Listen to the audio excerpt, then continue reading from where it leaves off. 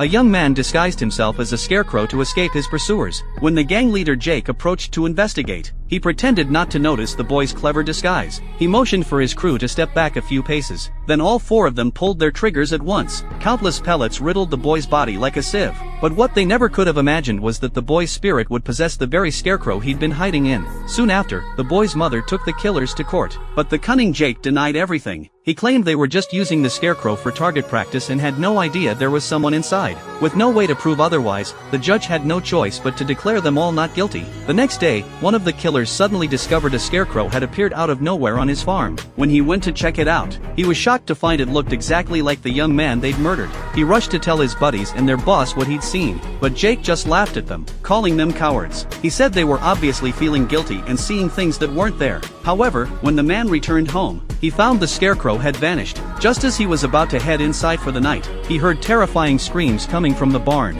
He worked up the courage to investigate and traced the sounds to the loft. But the moment he climbed up, the wood chipper below suddenly roared to life on its own. The man stumbled in terror and fell right into the machine. He was instantly ground into bloody pulp. The police investigation concluded it was just a freak accident. But these accidents kept happening. Another killer, a hefty guy named Butch, noticed his pigs acting restless and agitated. As he leaned in for a closer look, he heard an eerie shriek behind him. A dark shadow flashed past the doorway. Startled, Butch instinctively dove into the grain silo for cover. But when he tried to get out, the door wouldn't budge. That's when the conveyor system kicked in by itself, dumping tons of corn that quickly buried Butch alive. The next day, when their buddy Tank heard about his friend's bizarre deaths, he feared he'd be next. He decided to turn himself in to the police, but Jake stopped him cold. To put his partner's mind at ease, Jake brought Tank to the boy's grave that very night. They dug up the coffin, and Tank was horrified by what he saw. It was completely empty. That's when Jake decided to eliminate the witness. He beat Tank to death and secretly buried him in the dirt.